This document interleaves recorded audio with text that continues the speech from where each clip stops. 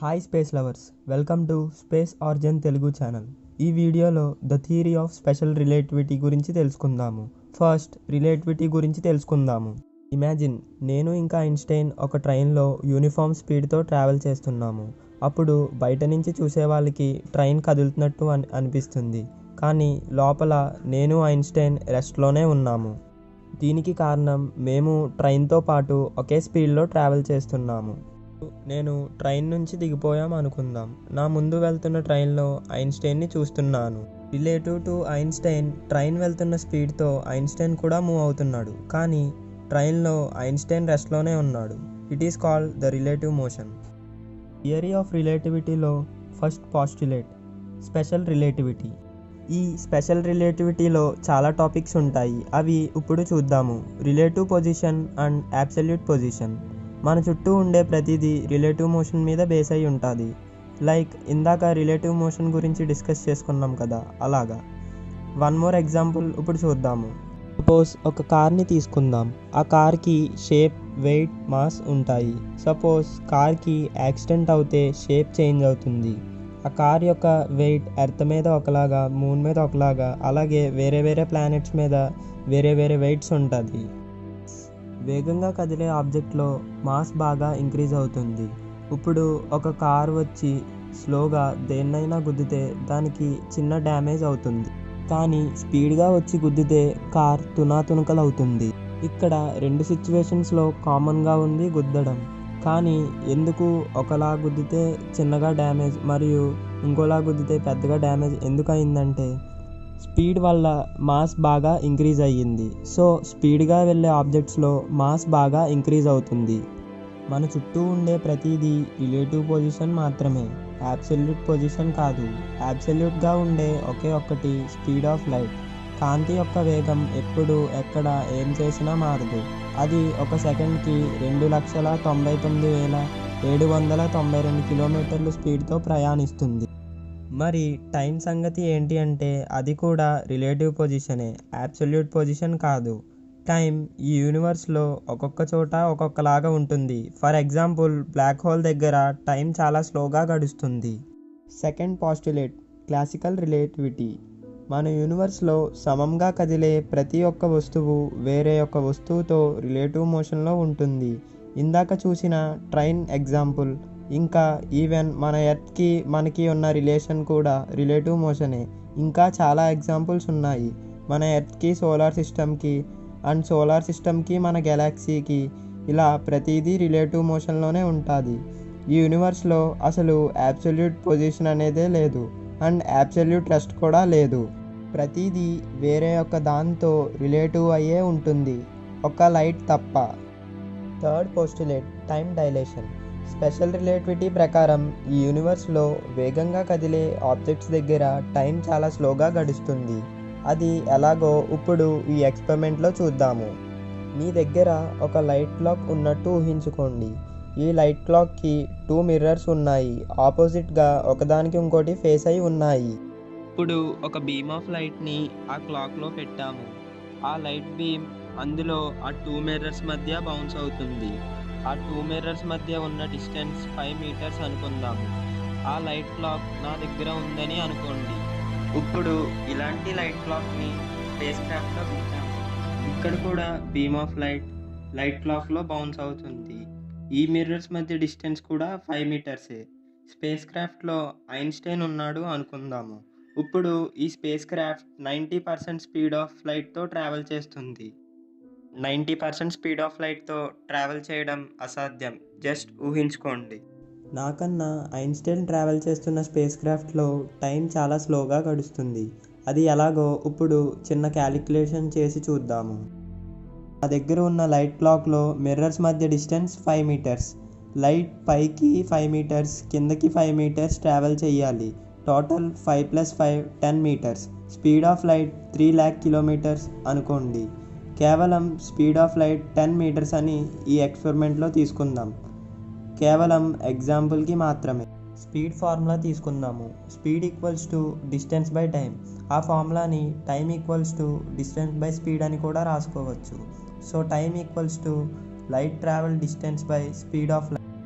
Light travel distance 10 meter divided by speed of light 10 meters per second equals to 1 second. నా దగ్గర ఉన్న light క్లాక్లో light travel చేయడానికి 1 second పట్టింది. ఇప్పుడు ఐన్స్టైన్ స్పేస్ క్రాఫ్ట్లో ఉన్న టైం క్లాక్ని క్యాలిక్యులేట్ చేసి చూద్దాము. సేమ్ ఫార్ములాని ఇక్కడ కూడా అప్లై చేద్దాము. Time equals to distance by speed. అయితే ఇక్కడ ఒక కండిషన్ని మనం గమనించాలి.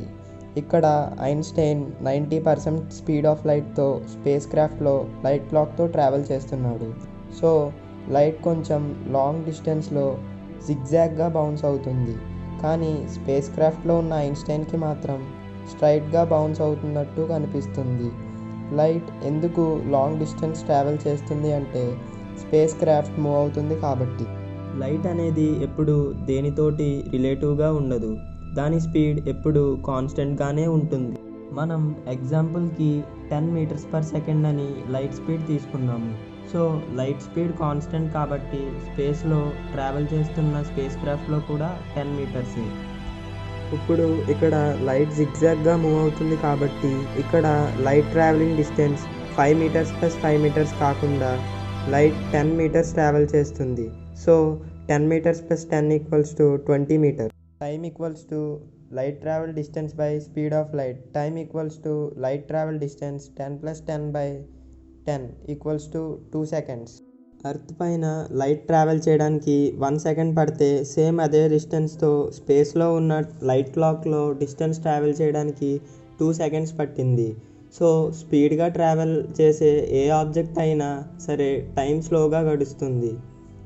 సో బ్లాక్ హోల్ చాలా స్పీడ్గా స్పిన్ అవుతుంది కాబట్టి టైం అక్కడ చాలా స్లోగా గడుస్తుంది. మీకు ఒక డౌట్ వచ్చి ఉండొచ్చు, అది ఏంటి అంటే స్పేస్ షిప్లో లైట్ ఎక్కువ డిస్టెన్స్తో ట్రావెల్ చేసింది కాబట్టి టైం కూడా ఎక్కువ పట్టాలి అని. ఇక్కడ మనం గమనించాల్సింది ఏంటి అంటే లైట్ స్పీడ్ ఎక్కడైనా కామన్గానే ఉంటుంది. ఆ లైట్ ఎంత లాంగర్ డిస్టెన్స్ ట్రావెల్ చేసింది అనేది అవసరం లేదు. కానీ ఆ లైట్ ట్రావెల్ చేసింది మాత్రం లైట్ క్లాక్లోనే. అది ఎర్త్పై అయినా స్పేస్లో అయినా ఏ స్పేస్ షిప్లో అయినా అది 90% లైట్ స్పీడ్తో ట్రావెల్ చేసింది కాబట్టి అక్కడ టైం చాలా స్లోగా గడుస్తుంది. ఈ అర్థం చేసుకోవడానికి కొంచెం కష్టంగానే ఉంటుంది. ఇక్కడ ఇంకో ఎగ్జాంపుల్ చూద్దాం. ఆ స్పేస్ షిప్లో ఐన్స్టైన్ ట్రావెలింగ్ స్టార్ట్ చేయకముందు ఏజ్ 20 ఇయర్స్ అనుకుందాము. అప్పుడు నా ఏజ్ 18 ఇయర్స్ అనుకుందాము. ఐన్స్టైన్ ఎర్త్ మీద టైం ప్రకారం ఒక 54 ఇయర్స్ తర్వాత తిరిగి వచ్చాడు అనుకుందాము. అప్పుడు ఐన్స్టైన్ ఏజ్ 24 ఇయర్స్ ఉంటే నా ఏజ్ ఒక 72 ఇయర్స్ ఉంటుంది. అక్కడ టైం 4 టైమ్స్ స్లోగా ఉంది. ఎందుకు అంటే ఐన్స్టైన్ 90% స్పీడ్ ఆఫ్ లైట్తో ట్రావెల్ చేశాడు కాబట్టి. అంత స్పీడ్తో ట్రావెల్ చేసినప్పుడు టైం చాలా స్లోగా గడుస్తుంది కాబట్టి. సేమ్ ఇదే ఇంటర్స్టెల్లార్ మూవీలో కూడా జరుగుతుంది. ఇంకా చాలా టైం డైలేషన్ మూవీస్లో కూడా ఇలాగే జరుగుతుంది. ఒరిజినల్ టైం డైలేషన్ ఫార్ములా ఏంటి అంటే T/√1 - x²/c². ఈ ఫార్ములా ఇలాంటి ఇమాజినేషన్ ఎగ్జాంపుల్స్కి పనికిరాదు. దీనికి స్పెసిఫిక్ వాల్యూస్, కాన్స్టెంట్ వాల్యూస్ ఉండాలి. అందుకే ఇక్కడ time equals to distance travel by light by speed of light అనే ఫార్ములాని యూజ్ చేశాము. ఐన్స్టైన్ థియరీ ఆఫ్ రిలేటివిటీ ప్రకారం స్పేస్ అండ్ టైం రెండు వేరువేరు వ్యవస్థలు కావు. అవి రెండు ఇంటర్ కనెక్ట్ అయి ఉన్నాయి. అదే స్పేస్ టైం. ఈ స్పేస్ టైం ప్రతి దాంతో రిలేట్ అయి ఉంటుంది. నార్మల్గా ఉండే టైం కన్నా స్పీడ్గా మూవ్ అయ్యే దాంట్లో టైం చాలా స్లోగా గడుస్తుంది. స్పేస్ టైం అనేది ఈ యూనివర్స్లో ఏ వస్తువుకైనా ఇలాగే ఉంటుంది. గెలాక్సీ 2.1 మిలియన్ km/h స్పీడ్తో and solar system 7.2 lakh km/h స్పీడ్తో అండ్ ఎర్త్ 1 lakh km/h స్పీడ్తో ఈ స్పేస్ టైంలో మూవ్ అవుతున్నాయి. మన సోలార్ సిస్టంలో 8 ప్లానెట్స్కి 8 డిఫరెంట్ టైమ్స్ ఉంటాయి. కొన్ని ప్లానెట్స్ స్పిన్నింగ్ టైం బాగా తక్కువ తీసుకుంటాయి, కొన్ని చాలా ఎక్కువ తీసుకుంటాయి. టైం గుండా ట్రావెల్ చేస్తే మనకి టైం గడుస్తుంది కానీ మనం మూవ్ అవ్వము. అదే స్పేస్ ద్వారా ట్రావెల్ చేస్తే టైం తెలియదు. స్పేస్ ద్వారా ట్రావెల్ చేయడం అంటే లైట్ స్పీడ్తో ట్రావెల్ చేయడం. ఒకవేళ మనం లైట్ స్పీడ్తో ట్రావెల్ చేయగలిగితే మనకి ఇంకా టైం అనేదే ఉండదు, పూర్తిగా ఆగిపోతుంది. So light speed is universal speed.